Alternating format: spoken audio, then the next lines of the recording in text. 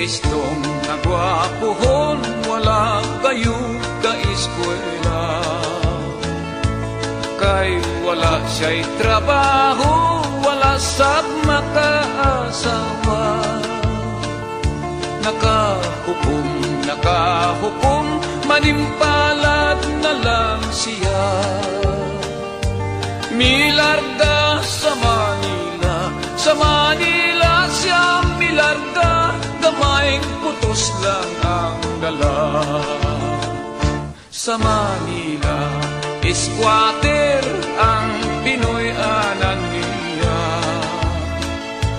Kay lisod one day, one eat ang iyang sistema. Miin ka siyas trabaho nga illegal delikado pa. Nahimo siyang drug poser, nahimo siyang drug poser sa shabu ug marijuana.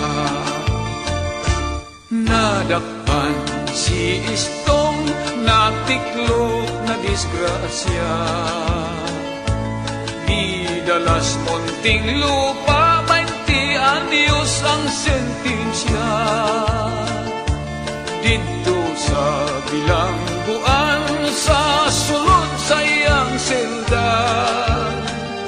Mga adlaw gipalabay, lawas gipatik-patikan, gidruwing-druwingan pa.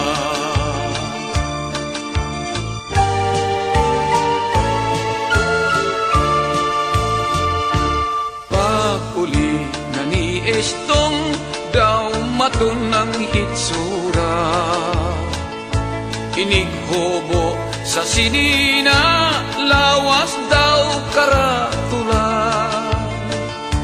May tato nga dakong bitin sa bugan ug sa paa.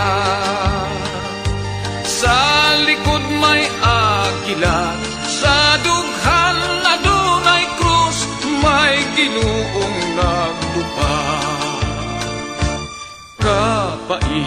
Kapait di ay kung mabilanggutan.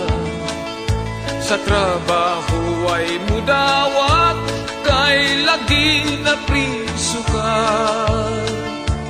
Ug kung siya mangulitaw sa naibgang dalaga,